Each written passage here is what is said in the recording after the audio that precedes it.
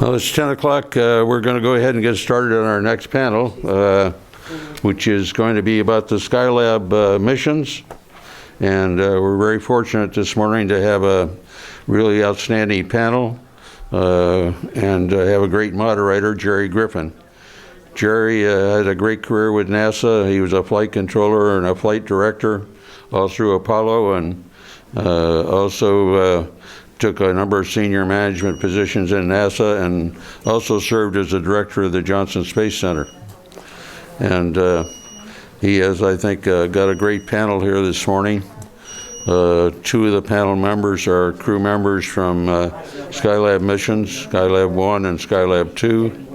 And we have flight directors and also one of the Capcoms, and also Milt Heflin, who was involved in the recovery. So I think we have a great panel, and let me turn it over to Gerry.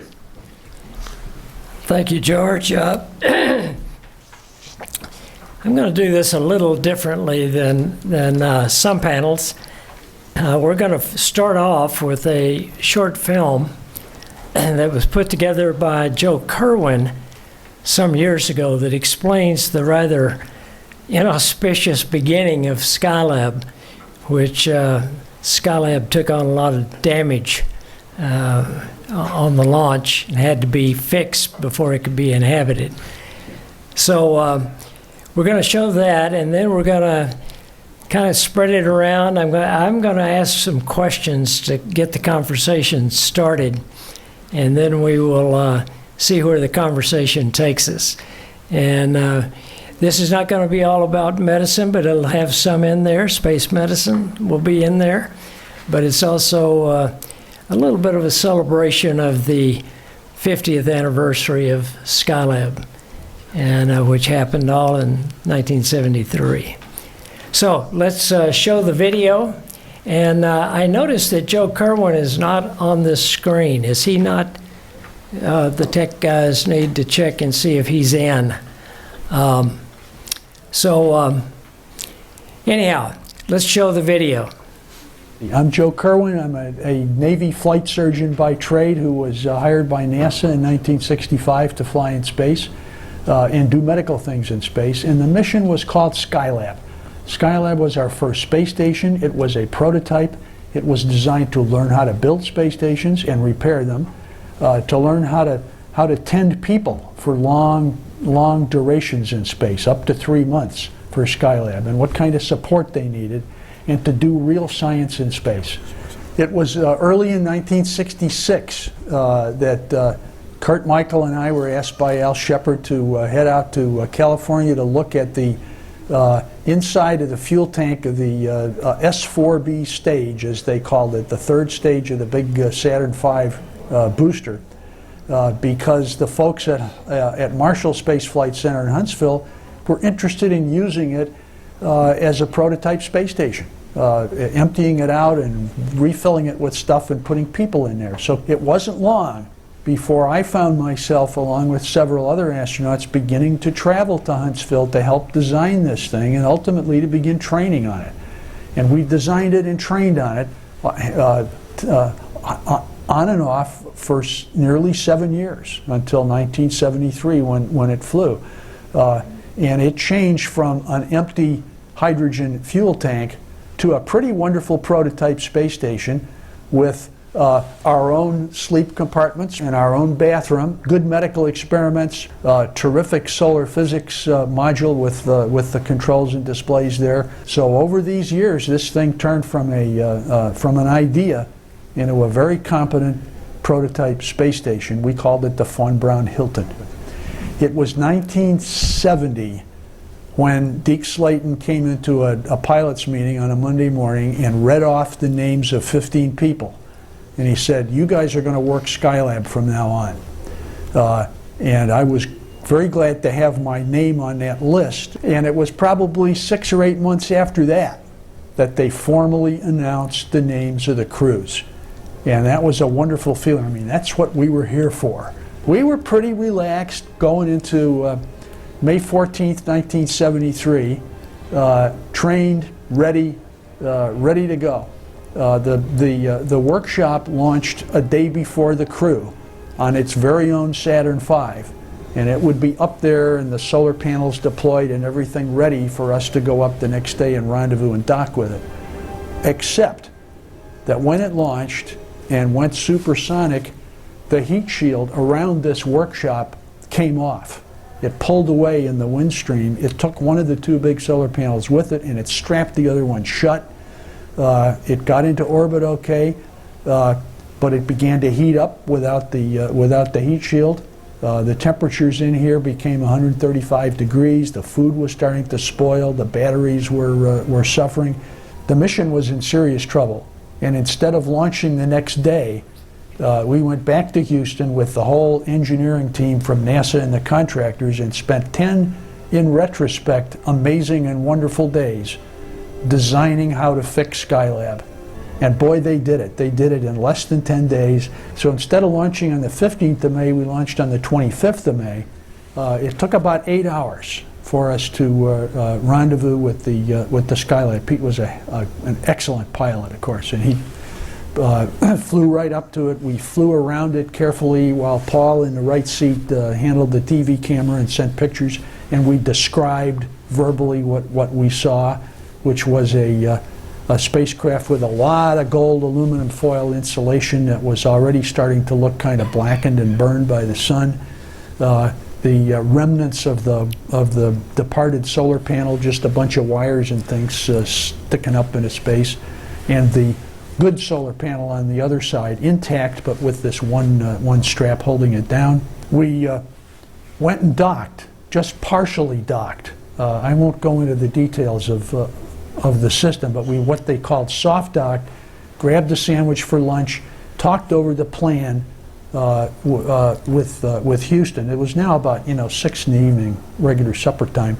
We decided to undock and go around and try and pull that solar panel up with a sort of a shepherd's crook hook that we had to get under it, and we did. So that was our first spacewalk, essentially. Depressurize the spacecraft, open the side hatch. Weitz goes halfway out the hatch with the shepherd's crook. My job is to hold on to his leg so he doesn't go all the way out. This is very unconventional. And he got the shepherd's crook under the solar panel and he gave a mighty heave, and the command module rocked, and even the workshop started to rock, and its attitude jets began to fire, and Conrad is working like heck to keep the two of them from banging into each other. It was a very exciting minute or two there. But it was too strong. We couldn't break the strap. So we rendezvoused with this hot, suffering Skylab and went inside, got in there, and on the very second day of the mission, we carefully went into the very hot Skylab workshop, this 130-degree workshop, and deployed a parasol, what we called a parasol, out an experiment hatch that was on the sunny side of the spacecraft. Pushed this thing out 30 feet or so into space, and then let the springs open it up, and then pulled it back alongside, and it worked. The temperatures began to come down. Then we began activating the systems and doing whatever work we could, while the backup crew on the ground worked in a big water tank at Marshall to try and plan a spacewalk, an EVA, for us to go out and pry up that solar panel. We had taken video. Even in 1973, they had TV cameras, and we could radio that information down to Houston. So they had pictures of what was holding the solar panel shut. And it boiled down to one scrap of aluminum from the heat shield. When the heat shield ripped off, a piece of aluminum had just riveted itself into the solar panel cover.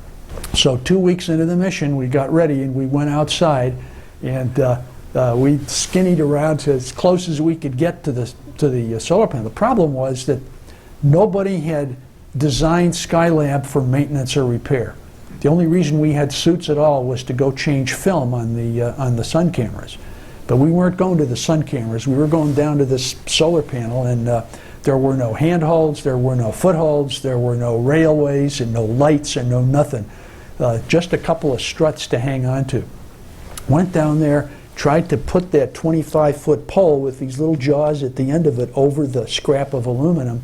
Pretty soon we stopped to rest, and Houston was frantic because we didn't have continuous coverage like they have nowadays in space. We had these ground stations at intervals around the world, and we'd get 5 minutes of conversation and we'd be gone for half an hour, you know. So we rested there on the side of the workshop.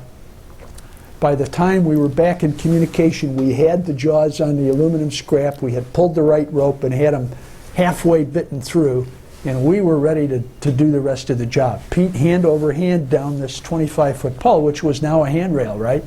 Now I'm hanging out of the other end, with another rope, and he fastened a hook as far down on the solar panel cover as he could, and I tightened that rope up and tied it down to a stanchion. I cut the aluminum scrap by pulling the rest of the way on the jaws. And it popped up about another couple inches and then hung up, frozen, just like they thought. We got under this rope that we put, and we stood up on the side of the workshop, just with the rope over our shoulders, just putting as much force as we could on that rope. And we stood up and we stood up, and all of a sudden there was this popping, and both of us went head over heels into space, connected by our umbilicals, of course. You know, we weren't really going to go anywhere, but we went to the end of our umbilicals. We pulled ourselves back down until we could grab hold of something and turned around, and there was the solar panel cover fully open, and the panels were starting to come out as the sun warmed them up. And it was one of the prettiest sights we had ever seen in our lives. We had won the battle. We were going to get our power back. We were going to finish the mission. The second and third missions were going to go, and the program was going to be a success. This is what we were thinking as we hung there looking at that solar panel come out. It was the first time in space that people had done repairs outside the vehicle. And it was an idea that I think it had seemed too dangerous before to send people out into a vacuum in suits. But the idea was picked up, and you see it now not only in all the years of shuttle operations where astronauts have gone out and done things in the cargo bay, where they've gone and replaced parts and repaired the Hubble Space Telescope, and on the International Space Station where they're out all the time assembling, changing things around, repairing parts that have gone wrong. We sort of feel like the cowboys that did the first rudimentary trial of that procedure. And after that EVA, which I think was on day 14 and just sort of split our mission into two halves, we settled down to get busy to be sure and complete our experiment objectives. One of them was to certify human beings for living and working in space for much longer periods of time than we had before, up to 2 months, and as it turned out we went for 3 with the third crew.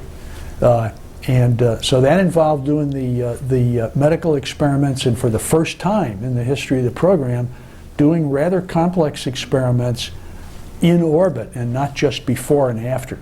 Because we had the weight, we had the power, we had the volume, we had the priority. This was a medical mission. And Skylab tends to get lost in the shadow of the wonderful Apollo program that preceded it. But we think that Skylab was successful. We know that people had always believed that you needed a house in space, you needed a way station, a refueling station, an experiment station on the way to outer destinations in the solar system.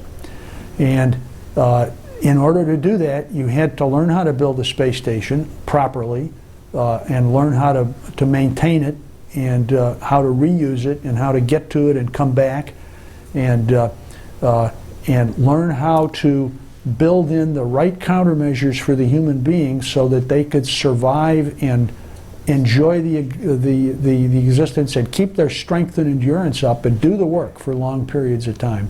We're getting ready to send crews to Mars on missions that will take perhaps 6 months to get there, perhaps 2 or 3 years before they get back to Earth, and it's very important for these medical and physical countermeasures to be in place. Skylab started that. We started maintenance by spacewalk. We built the design baseline for space stations. We think we did a decent job, And the medical database in particular is still much better than anything that's ever been done since, because we devoted so much time and effort to it. I've watched that that video getting ready for this thing 2 or 3 times, and I wonder if we had had something like that today, if we would have sent those guys outside without handholds, footholds, all kinds of safety measures and all, because they really were. They were out there without anything except what they could grab hold of and maybe stick a foot under, I suspect. Joe is going to be with us if he's not already, but Joe is a pilot. He's a MD. He was really in a position, I think, to handle this thing on the first time. Gerry, I'm here on audio, but not video. Okay, well, we will have to just listen to your golden throat talk to us, I guess. Anyway, I'm going to I'm going to ask some questions here early on, and we'll do a little more introduction, but we don't want to eat up too much time. You can Google all these guys and find out more than I can take the time to tell you about. Before we ever got to Skylab, though, this was going to be a new ball game. The longest time we had flown a human in space in the USA was Apollo 17, which was 12 days and about 14 hours, close to it. We were now going to strike out. The first mission for Skylab was 28 days. The second was 56. The third was actually planned at 56 also, but was extended to 84 days before it was over.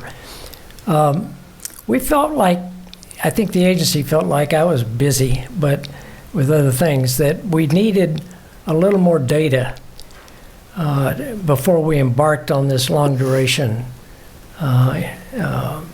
expedition, if you will. So we had a program with an acronym SMEAT, S-M-E-A-T, which was the Skylab Medical Experiment Altitude Test. The S-4B that was vacated, it was not full of fuel, became the lab. It was the laboratory, the Skylab. And we had a pressure facility in Building 7 at Johnson Space Center that was 22 feet in diameter, which is very close to the 20-foot diameter of the S-4B. So it made a perfect kind of a little bit of a good human factors kind of check on certain things. And today we've got Bob Crippen with us. Cripp was a member of a team that included Bobko and Thornton, Bill Thornton and Bo Bobko, that went into this pressure chamber for 56 days at JSC on the ground. Bob later, most of you probably know, he flew the shuttle a gazillion times. He kept trying to get it right, I guess, and finally did. I'm joking, Cripp. Anyhow, Bob was a member of that team, and what they did was really helpful to the final procedures and so forth that they worked on Skylab. Cripp, can you tell us a little about that test and how you did it, and what you did, and then how it came out? Gerry, thank you. You hear me okay? Yeah. Okay. Well, I was sort of new to the astronaut office, coming off a military manned space program, the manned orbiting laboratory, and was assigned initially to work on Skylab development. And Pete Conrad, who after Apollo 12 came in and was sort of head of the Skylab guys in the astronaut office, and he called me in one day and he said, "Cripp, I need you to volunteer for this test. They want to lock you up in a vacuum chamber over there for 56 days. And being a new guy, you don't turn down assignments, so naturally I volunteered. And he said, and I need you to go tell Bob Cohen Thornton they need to volunteer as well. So that was how we got into it. We spent a lot of time working with the development of how it was going to be laid out, the safety procedures and so forth in the chamber. The idea, at least as I understood it, was Skylab flew with a 5 psi atmosphere, and they would duplicate that atmosphere in the chamber, and we would do the medical experiments, and the only thing we wouldn't have is the weightless. So they were hoping to be able to separate the medical data, what was causing problems living in the atmosphere, being weightless. It was 56 days, as you indicated. We had all of the medical experiments that Skylab was going to have. We had an ergometer, we had a bicycle-like device for exercise, and also a system for metabolic rates. And we also had a lower body negative pressure. We were collecting urine like they would be doing on Skylab, as well as fecal matter. And it was interesting. The ergometer broke down a few times during the test, and so they had to make some design changes for the flight unit. We also discovered some other things, including that the packaging for collecting urine would break, and it was bad enough in the chamber, but you wouldn't want that to happen when you were floating around. It was a good test. The 56 days is kind of a long time to stay inside, but I think we did contribute to Skylab getting prepared and ready to fly.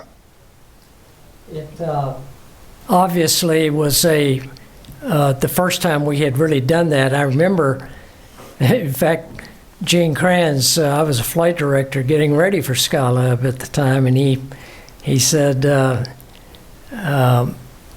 he asked me to volunteer to be the interface for the SMEET. So I went over and actually had a meeting with you. And I remember you were there. I can't remember who else was there, and it was prior to you getting in. And then Kranz asked me to volunteer to be the lead flight director on 15, 16, 17. It turned out I was just lead flight director on 15, 17. So I said, Gene, I've got a little bit too much on my plate. And so he said, oh, we'll get somebody else to do SMEET. So I missed the test. I was back into Apollo big time. And but I know you, when I read about this again, getting ready for this panel, it turned out to be quite a press event. It started out as kind of a in-house deal. The biggest step taken in not besides these guys having to take 56 days out of their life isolated, is they put the atmosphere at 70% oxygen, 30% hydrogen at 5 psi. And if you work the figures, that partial pressure of oxygen is fine, and that's what they had them breathing there for 56 days. So it was a fairly simple test, but I remember there was a lot of coverage of it, more than expected when you got in and when you got out of the show. So, Gerry, could I make a comment? Sure. I just wanted to shout out Cripp and everybody for doing something absolutely essential to Skylab. The hardware was not in good shape. It was behind schedule. We didn't know what to do, and they decided that the thing to do was to just take that hardware and run it through a mission and find out all the bad parts and fix them, and we ended up with beautiful hardware on orbit. And I'd like to ask Cripp, did you then play a role in the first man, or maybe all of them, Skylab after that in the control center or something? Yes, I was Capcom on all three missions. I was Milt Wendler's Capcom on the first mission and Don Putty's for the last two.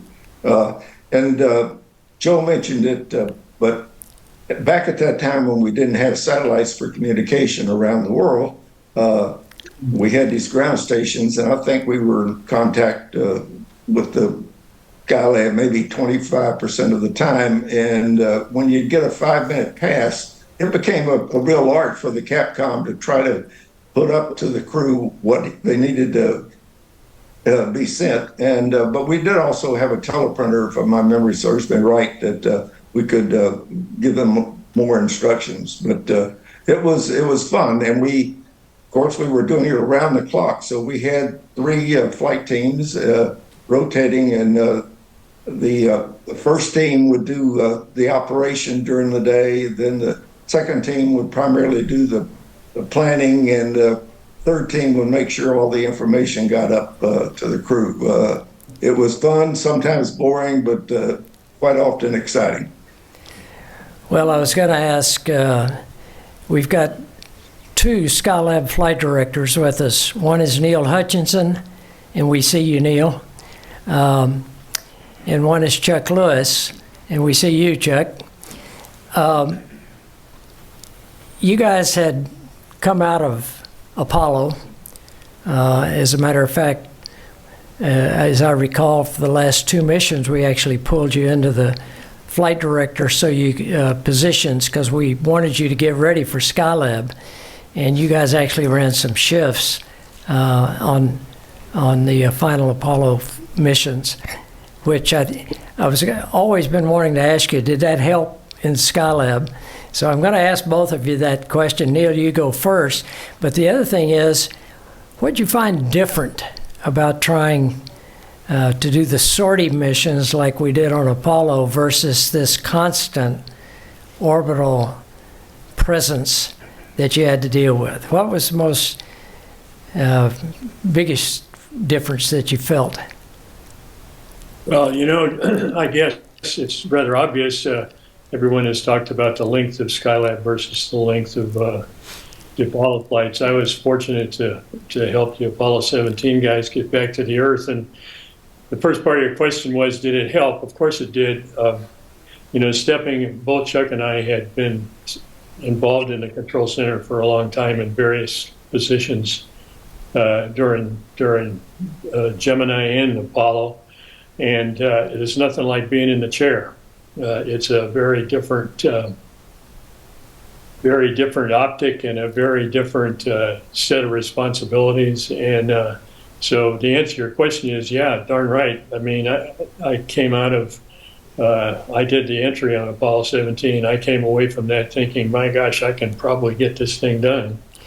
However, what we didn't recognize at the time is the thing that, let me say one more thing about the control center vehicle interaction. And Joe mentioned it, and so is Crippen. The whole in Apollo, as soon as you got through TLI on your way to the moon, you had continuous comm, except when you were behind the moon. And of course, when the guys were on the surface, we had continuous comm with them because we could see them from one of the 3 deep space stations. And when you got to Skylab and you're back in Earth orbit, and it's you're backing up to Gemini Plus, it was basically the same kind of thing we were dealing with in Mercury and Gemini, and that's the intermittent comm. And as Crippen noted, you know, we might have been in touch 20 or 30% of the time. The rest of the time, the crew was unable to talk to anyone outside their vehicle. And that was an element that was completely different than the Apollo framework. And of course, the thing the elephant in the room is the length. And Chuck and I and Pud and Milt a little bit in the beginning, but Chuck and I and Pud, of course, Phil launched the manned part of Skylab and then turned it over to me, and I got to do the activation of the laboratory at 130 degrees, which was, interesting. But having said that, the grind, that ground, I won't say endured, but executed was completely different than the Apollo short missions. You know, Apollo, you kind of thought, I always liked to say Apollo was like a boxing match. You know, you trained and trained and trained, and then you fought the fight, and you won 99% of the time, and you went away with a sort of a victory and thought, wow, that was really something. Skylab just went on and on. And of course, when the crews changed out, that didn't do a damn thing for the control center. We were still there babysitting the thing, running the tape recorders, getting the pressure right, manipulating the ECLSS.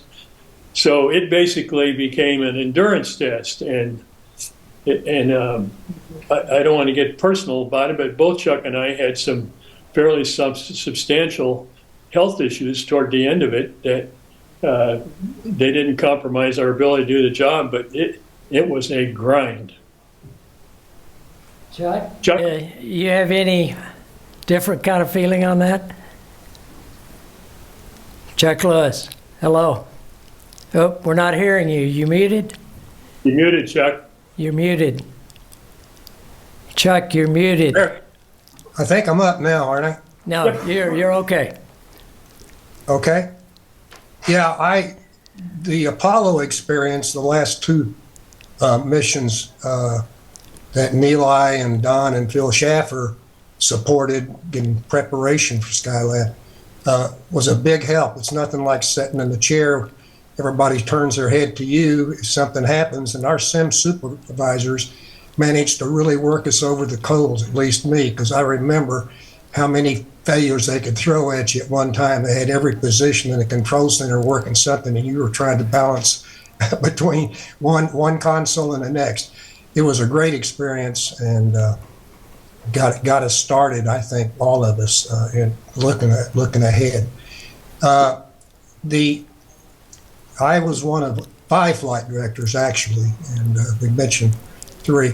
But anyway, the part that I played early on was that we had 4 teams to start with, and when we lost the heat shield and the solar panel, we split off 2 teams to work the 10 days or before we took the next flight, and 2 other teams, Neil was on one of the others, helping chase the action items and so forth that we need to work getting ready for the launch. But so that 2 weeks was a grind a bit because of the 2 teams, and then the flight director, one of his jobs, you hand over between teams, as Crippen mentioned, we had back and forth handovers, and then you had to go brief the media. So you were up 14, 15 hours. That wasn't so bad, actually, as I look back on it, because I can look back on it, I guess. I thought about, well, I'd like to say kudos to Joe and Pete and trying to get more Joe, Pete, Paul. PJ. And PJ. Yeah, Paul. kudos. I think they saved the entire program at great risk to themselves going out and cutting that solar array loose.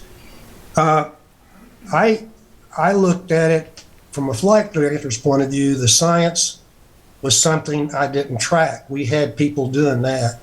My job in the flight and the MCC, or mission control, with my team was to keep the Skylab flying, helping the crew if we had problems, and making sure that the PIs, or the science, was being accomplished and not hindered by the Spacelab vehicle. So that was my primary job. And I look back at it now and thinking about what memories, and that's what they are, memories are, and I wrote down what was it all about. And I can start off by saying, in the very beginning, improvising. If we had to improvise a way to correct the thermal problem. Repairing, Lord, I don't know how many things we tried to repair internally. Release replacing. We replaced multiple rate gyros. We replaced, by the way, Crippen, we had 2 of the teleprinters, and we lost one of them in flight, but we had a spare on board. Thank goodness. Thank goodness. Let me speak to the teleprinter. It's been mentioned, but without the teleprinter, we'd have been up a big, long creek. It would have been bad. Communications would have been so limited, and we didn't have a flight plan like an Apollo. We didn't launch with a book already spelling out what the actions would, what the activity would be. We had to do that every day based upon the PI desires and needs. So teleprinter was the first time we ever had a capability to send data or text to the crew on board the spacecraft. All programs before that dealt with just air-ground voice, and very limited, just like they described, a few site passes during a rev. Teleprinter came in, and then we could uplink without air-ground voice. The crew could sleep. We could uplink to the teleprinter. By the way, it had a little piece of thermal sensitive paper, and it was about 3 inches wide. And we managed to send up every day's flight plan, malfunction procedures, so forth and so on. So it was a lifesaver. I think today probably they have personal phones, a cell phone up on the space station. We didn't have any personal conversations. Maybe occasionally the family got to talk to the crew. But replacing things, repairing things, improvising was what I thought about the most. That was what I was focused on as a flight director. You know, I think that's the story of Skylab. I think it got us ready to do something bigger like the ISS or even some of the onboard shuttle stuff that took place. You know, it's interesting that I think that at the end of the day, by the time we finished Skylab, we were ready to attack something bigger. And you guys that were involved, I was out of it then, I was in Washington. But it was, you guys that did that, I think set us on the right course.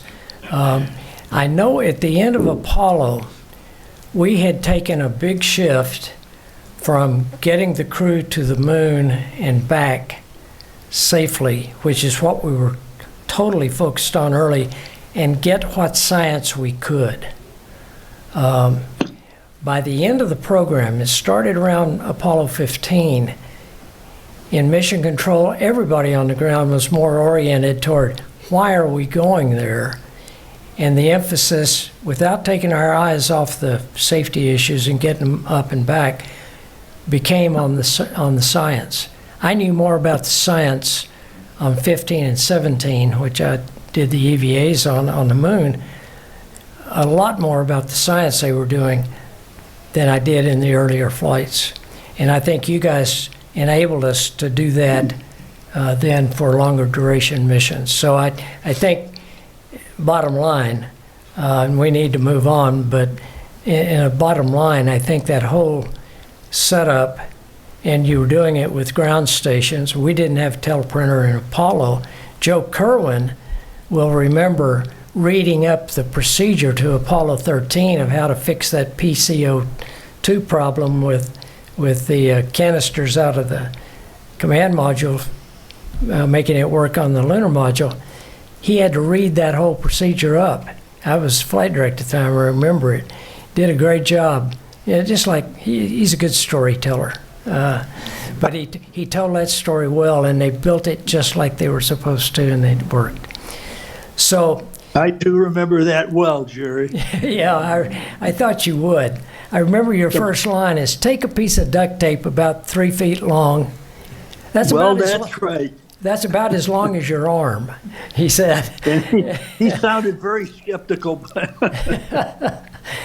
I'm taking this kind of in sequence because now we're ready to fly. And we've got 2 of the astronauts with us, that Joe Kerwin, who you hear his voice, was on the first mission. And that sitting next to me is Jack Lasma, who was on the second mission. And we've heard Joe's repair part. I remember, Joe, you said something early on, and I can't remember when it was, but you said you had to truncate because you spent so much time getting the heat shield back up. You had to truncate the science, so you said it in two parts in your video. Were you able to get much science done? And I know you were doing tests and you were trying to make sure the equipment was working for the later crews, but were you able to accomplish quite a bit on the science? Was that for me? Yeah. Joe? Yes. Well, you're right. First 2 weeks we were light on the science. We could not do the Earth science, the Earth photography, because we had to stay in solar inertial, and we were low on power. So we got behind. But after the EVA, we got back on a normal track, and we ended up doing around 90% of our scheduled appointments. I remember sitting around dinner on day 21, and somebody said, "Man, it's been day 21 forever up here. We're getting bored." With the repetition, with grabbing that 8 feet of teleprinter paper every morning and parceling it out to the crew. And it was a good routine, though. We had great support. Good. Okay, Jack. You and your crew came along later, and Alpine and Owen Garriott and you. And of course, later he commanded a shuttle flight and was the only guy that had to land at White Sands, New Mexico, because of the weather and the conditions at both coasts. And you did fine.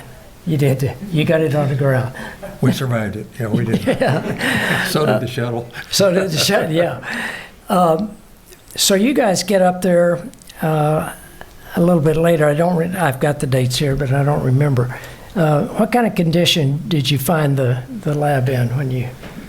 Yeah, it was Albino was the commander, of course, and scientist Owen Garriott, and we had to train to put this other shade out over the sunshade that was put up made by Houston.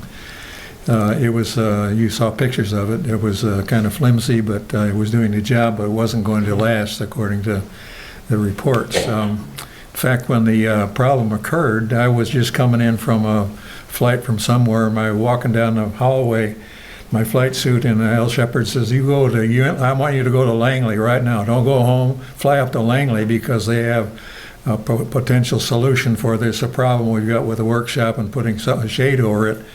And there of course, were other competing ideas, but I did that. And I spent a couple of days up there, and theirs was an inflatable thing, and it wasn't going to work. So then we were all instructed to report immediately to KSC, and I went directly to there, and we examined all the various possibilities. I reported on mine, and the others were the shade that was made in Houston, the one that you've seen in the pictures. And the third one was by the Marshall Space Flight Center, which was the ultimate one. So we explained this to the crew and the crew quarters down there, and they chose the ones they thought would be the best. And there was only about a 5-day delay in getting launched to get all that done. And the first crew went up, and like Joe said, they deployed this shade from the Johnson Space Center. Kind of flimsy, but it did the job. Was deployed from the inside using the one of the experimental airlocks, and it deployed sort of like on fishing poles that deployed after it went out, and it covered the spacecraft, kind of cantiwampus, but it was clearly a temporary fix, and it was very subject to damage. So we trained, we went to the Marshall Space Flight Center. They came up with the solution that was ultimately used, and trained for that. And they had finally made a large water tank that we could practice deploying this sunshade. And so we, Owen, Gerry, and I went up there and worked on that. Incidentally, occasionally when we went to Marshall Space Flight Center for other things as well, Werner von Braun would invite us to have lunch with him in his office. And so when we'd go to have lunch with him, he'd have, there'd be the two of us, and there'd be a couple of his German friends who came over with him. And we, of course, they of course want to talk about Skylab and getting the sunshade deployed. And we wanted to talk about Peenemünde, where they made German rockets and sent them to mostly to London. So it was a good team effort, I guess you might say. But we did train in their water tank, their large one that they had, in order to put the shade that they had developed. And so when we went up on our launch, that shade was launched on the first flight, but we weren't trained to deploy it. They deployed the umbrella instead. But it was clear it was going to be kind of flimsy for the long duration, so we practiced putting it out. And when we got up there, I stood out there looking back over the Skylab and Owen down below by the airlock. And what we had to do was make two flagpoles, and they were each 55 feet long and 11 5-foot pieces of each pole with a rope on. And so Owen would put the poles together, and finally it got out to me, and I had this 55-foot pole, fishing pole, the flimsy thing, like so, and put it in a fixture by my feet. And I had this duffel bag that had the shade in it. And so I opened up the duffel bag and started hooking it up to the poles, running the flag up the pole. And that's like this, I'm sort of facing this way, and I noticed that the poles are kind of coming together. And I looked up, and sure enough, this shade was coming out in a big wad. Yeah, the adhesive had not yet quite dried on all the pieces that it was made of, and so it was all stuck together. So I had to reel this thing all in and undo all of the places where it was stuck, and then get it launched out on the two poles. And perhaps you've noticed on some of the pictures of the old Skylab, as people were leaving, this shade kind of turned brown in the sunshine, but there's a little white crease in there. That's one that I missed. Did the job anyway. But that solar shade that we put out kept the temperature right inside of the spacecraft, and we were able to do our work and go on about the business that we had been trained for. And of course, the three objectives were primarily medical and Earth and solar. But we had a number of other kinds of things that we had to work on and do as well. So we were busy people all the time up there. Very well supported by the ground. As people have mentioned, we couldn't talk except when we were over the ground station, the maximum of 6 minutes. If you hit the cone in the middle, and you had to be over a station. Sometimes you go all the way around, miss them all. And we were quiet, and so was the ground. But eventually we got all the data transferred. Sometimes a blessing, right? I wasn't going to say that, but thanks. Well, I tell you, in the old days when we had the ground stations, clear back, I started in the Gemini program, it was always tough. You guys were all served as Capcoms, all the astronauts did, and the guys I'm looking at here were around for a lot of that, and it was sure nice to get the TDRS satellite eventually. And then, as Neil mentioned, once you got about 30,000 miles away from Earth, you had continuous coverage from one of the Deep Space Network antennas, big guys that were 120 degrees around the Earth. So you could always talk, and that helped a lot. It helped a lot. So your science protocol was full then. You didn't have to stand short. You did have to take some time to do a little bit of repair work, but I suspect by that time you guys had an operational workshop. Yeah, when we got that done, it took care of itself, and we had little to do with it after that, except enjoy the temperature inside the Skylab, which is somewhere around 70 degrees or something like that. Right. And we had this mixed environment, 5 pounds per square inch, mostly oxygen and a little bit of nitrogen. So that's the way we lived, and we got about our business. So we had a very good flight plan, lots of support from the ground. We didn't have constant communications, as you mentioned before, but we were able to keep up despite that. And so we went about our business, and the experiments were very carefully controlled, especially the medical ones. The doctors wanted to know how our body was utilizing our food. So before we went, we all had our menus very well laid out for all 3 missions. We had to know what they were before the Skylab was launched, because all the food was launched on the unmanned launch to begin with. So there was a lot of preparation. Every food item we knew exactly how many calories, how many ounces of various kinds of minerals, and everything about the food items was exactly known. And then we each had a different menu, but nevertheless we had to eat what was in the cans. And we'd open up the can, and there'd be a bag with freeze-dried stuff in there, and we'd put water in it. And the meats, of course, were frozen, and we could thaw them out.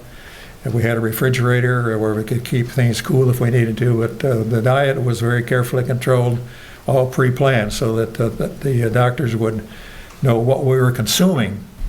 And of course, if you want to know what's happening to your body, you got to know what's coming out.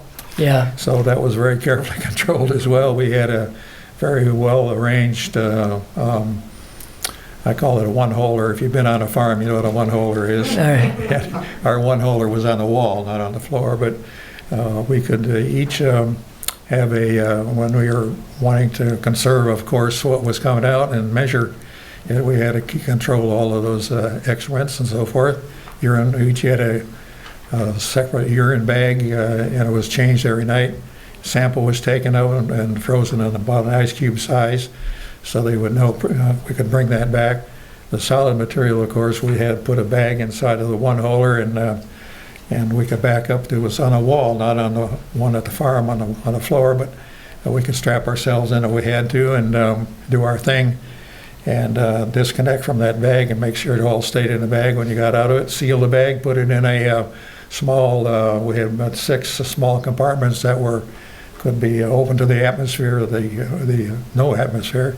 So we'd open up of course, the contents would then be in a vacuum and be dried and odorless and not mess-free for packing and return to Earth. So we had very carefully controlled medical experiments.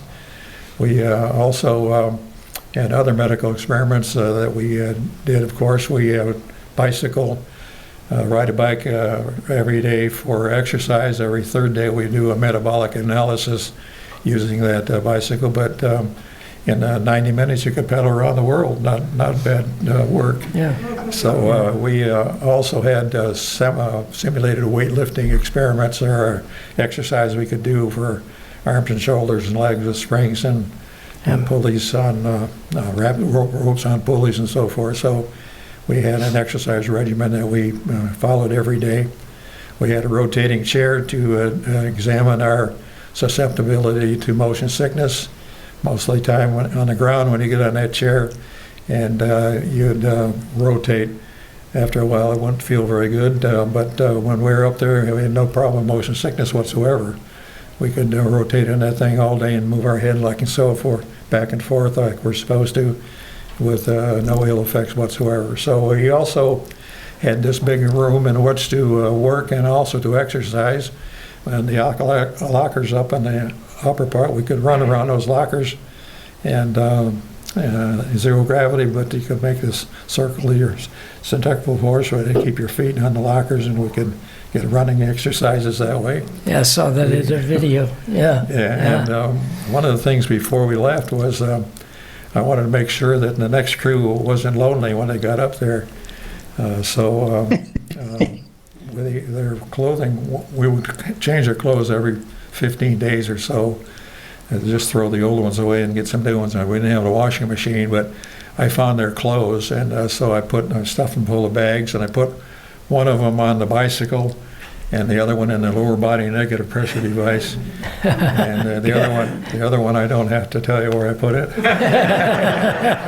So when they got up there, they had company, and they were all ready to go with the company they had aboard.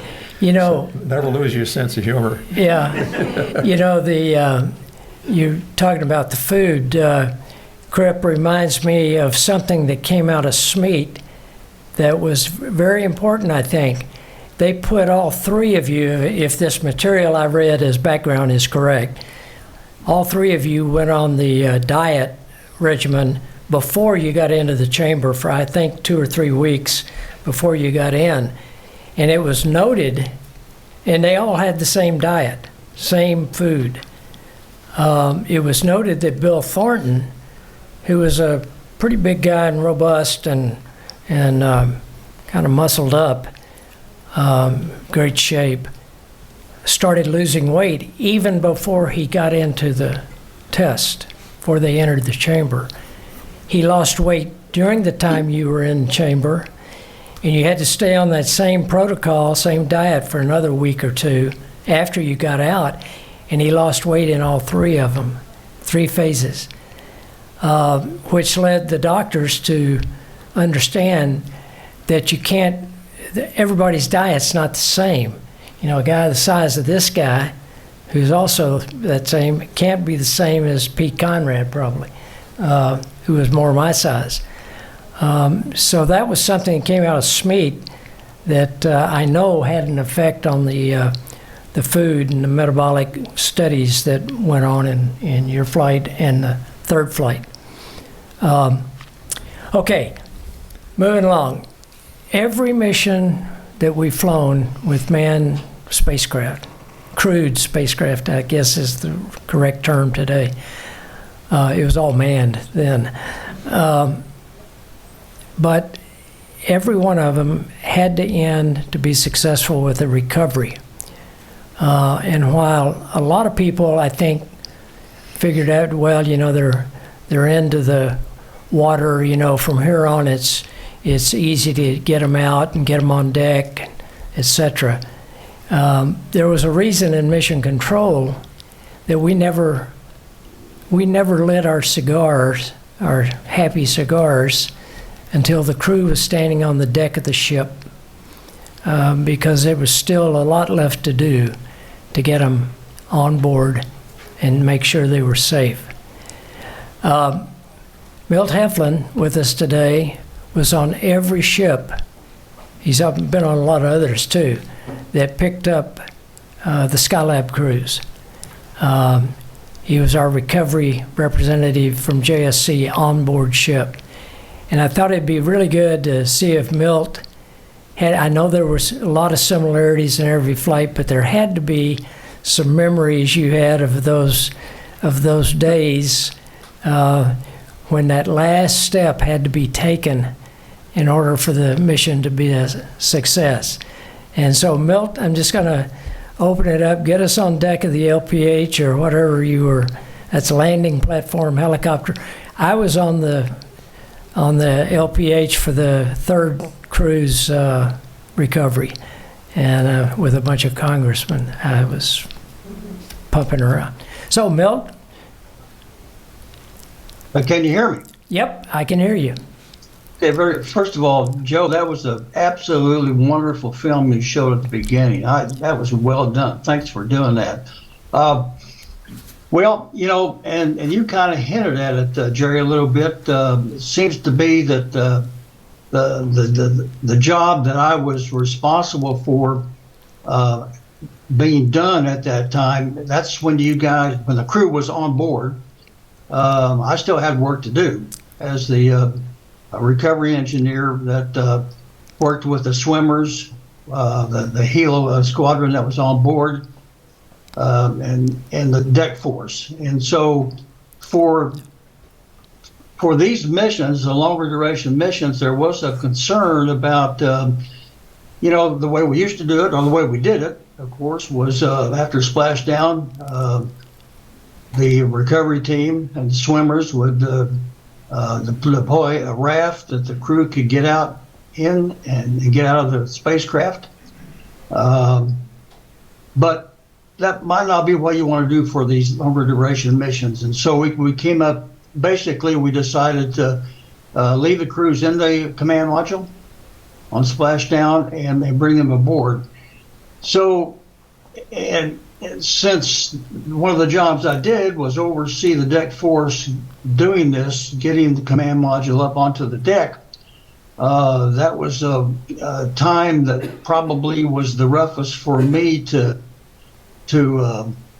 watch, primarily because there was a trick to get the command module that was being picked up by a crane. It had a slant to it so that the dolly that you had to put it onto, it was a real skill for these sailors with tending lines and so forth to make that happen. And once you started to put it down onto the transport dolly, once you started that, you didn't want to do it over. Even if a crew wasn't in there, you didn't want to, but sometimes we had to. And so with the crew inside, I certainly was very pleased that in this case, we didn't have to, with them inside, pick it up again to get it in the correct position. And so from that point, we didn't want to walk them over into the facility where they would be examined. So on board the ship, we came up, the plan was to provide a little platform using a forklift, and believe it or not, 3 old gray government chairs strapped down onto a platform and raise that up to the hatch to where they could get out and sit down immediately, and then we would take them over to the facility on board the ship at the hangar deck. And I want to ask Joe and Jack, do you guys do you think you could have successfully been recovered into a raft and picked up by a helicopter and brought on board? Yeah, I think we could have done that, but I think the doctors didn't want us to get that active before they got to us. And so that's why they wanted to haul us aboard the ship and let us out. And before they opened the hatch, even when we were on the ship, they came in and then took all of our vital signs and so forth. And they felt that data would have been compromised if we had been plucked out of the water with the helicopter like the Apollo crews were. So in fact, when we came down, we made big splash. And like some of the other command modules, we didn't come up right side up. We came up to the surface upside down. So I'm looking out the window at Deep 6 there, and all of a sudden this diver comes through, and he wants to know if I'm okay. So he shows me his thumb. Well, I don't know if he's upside down or I'm upside down or if this is good or bad. So I say, we're okay. And then we had these balloons on the nose of the spacecraft where they're deflated. We can fill them with air and turn it right side up. And then the ship came along and picked us up, all 3 of us in the capsule, and put us on the deck. And before we could get out, the doctors had to come in and take our vital signs and everything else that doctors do. And then they let us out on the deck, and they had 3 chairs like we described before, where we ambled over to somehow and got in them without falling down. And then they escorted us to our overnight stay. We were going to have to spend a couple nights on the ship because we were way out in the Pacific somewhere. And so they escorted us, and we could use the walls to kind of keep us from falling down and stumbling our way to the sick bay, which was reserved for us to sleep in. And we slept on these gurneys like they haul people to the operating room in. And during the night, on the first night, I had to go to the bathroom. And so I grabbed a hold of I saw the light in the door over there. And so I grabbed a hold of those 2 rails, and I flung myself over to the door, and it didn't go anywhere. I thought it was still in space. And so I had to figure out a way to walk over there without falling down and do my thing, come back. But then, of course, by the time we got to San Diego and we were doing debriefing on the way back, we were picked up and flown back to Houston. Well, George or Richard, we're almost out. We're out of time. Can we go a little bit longer? Yeah, go ahead. If there's, I want to open it up for questions if there are any. Well, I'd like to comment on our recovery. Okay. It was only half the time, and I was pretty tired, and I had chug-a-lug the strawberry drink in the command module, so I wasn't feeling too great. But Pete, and the reason Pete was on this mission was that when he applied along with the other original 7 astronauts, he was rejected because he had called out a surgeon for a rough procedure, and he got the note on his thing that he was unqualified psychologically for long duration space flight. So he was going to prove that was not true, and he proved it throughout the mission, including in recovery. He said, guys, when that hatch is open, we're going out. We're not waiting for those doctors. So I took the vital signs. We were all set. Pete was crouched in front of the hatch, and we came out and didn't let the doctors come in. They walked by our side across the deck. But that was Pete Conrad, and I wanted to get that. Hey, I got another Pete Conrad story you got to hear. When we all taken our physicals to get into program, he was a group ahead of me, of course. We had 6-day physicals in San Antonio, and 2 days of were psychological. And one of the psych jobs was to draw this picture for the psychologist and then explain what it was. Pete hands in this blank sheet of paper, and the psychologist says, "There's nothing on there." And he says, "Yes, there is. That's the snowstorm. Besides, you're holding it upside down." Typical. Okay, let's take a question. You got a mic? Yeah, I got one. Thank you very much. So as this is for anybody on the panel. So as Joe Kerwin pointed out, Skylab was a fantastic laboratory. As our sessions yesterday pointed out, they got some very relevant data that not only set the stage for what we do on Space Station, but still is applicable today. It took 15 years after Skylab before we could get long duration data again, and we had to do that on the Mir station. So my question is, why was there never a Skylab 5? A Skylab what? 5, another mission. Oh. There was a mission. There was a mission scheduled at one time. It was only, for some reason, it was only going to be 6 days. I never did figure that out, but that it was scrubbed. And I don't know if they had to have that hardware for ASTP or something. I don't know. It's in the literature, but it never was serious. Joe, have at it. I think they just ran out of money. We had a second Skylab built, a backup, and it could have flown, but we didn't have another couple of $1 billion to do the whole program. And we had a lot of that second group of scientist astronauts just didn't have a flight until shuttle. I think, Gerry, another comment I'd make about, there was a whole exercise in terms of analyzing what it would take to keep the vehicle flying. We were out of a lot of consumables.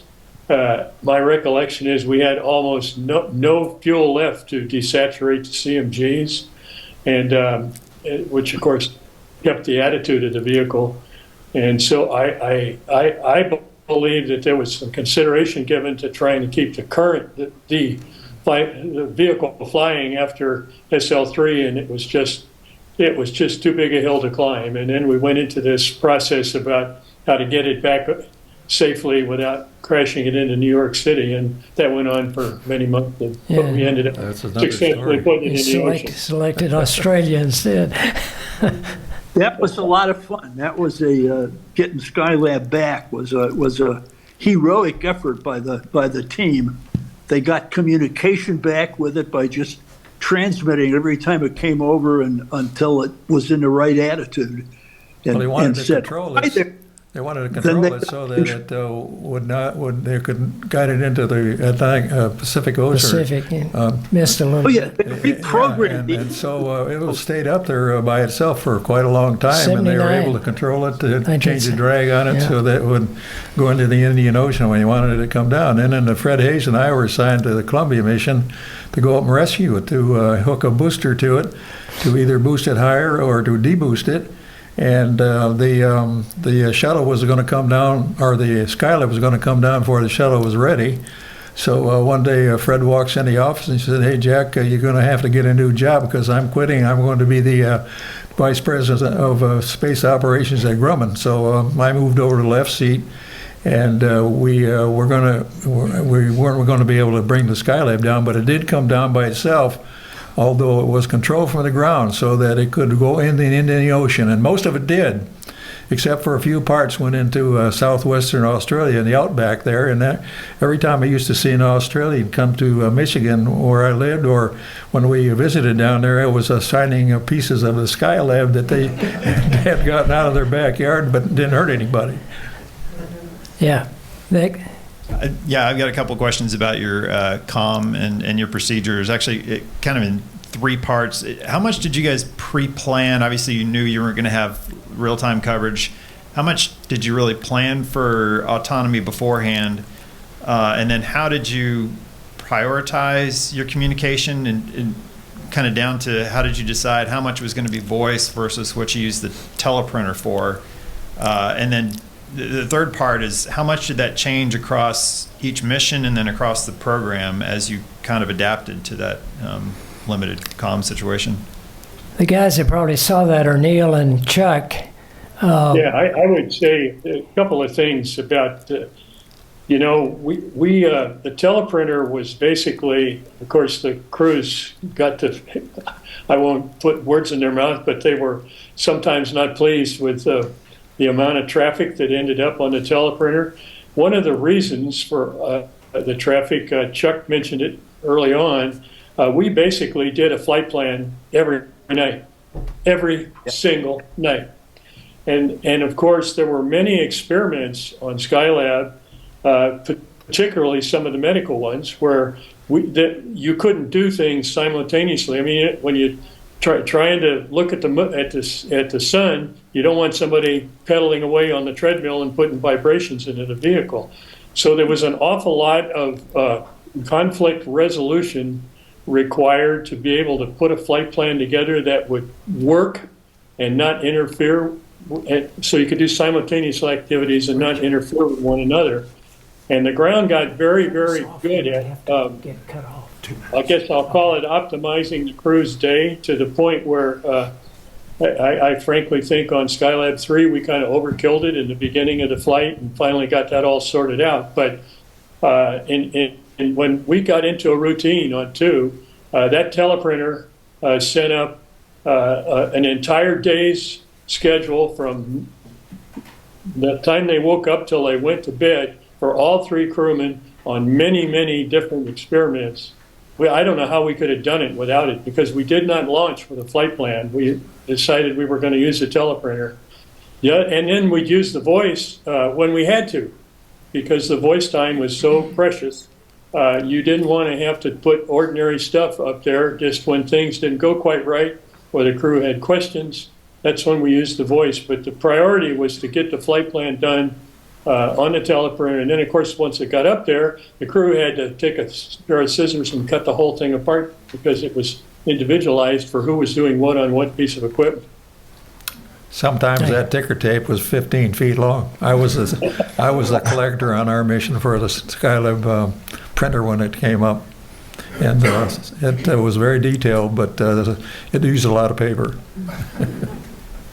Okay, now you'd uplink it to an iPad or something, and then wouldn't have quite so much paper to deal with. We're going to have to call it off. We're out of time. And we've already got, I see some of the next panelists. Fred, we're not going to let you talk about Apollo 13. But anyway, we'll get off of here and let the next bunch come in. And thank you very much for your attention. Thank you.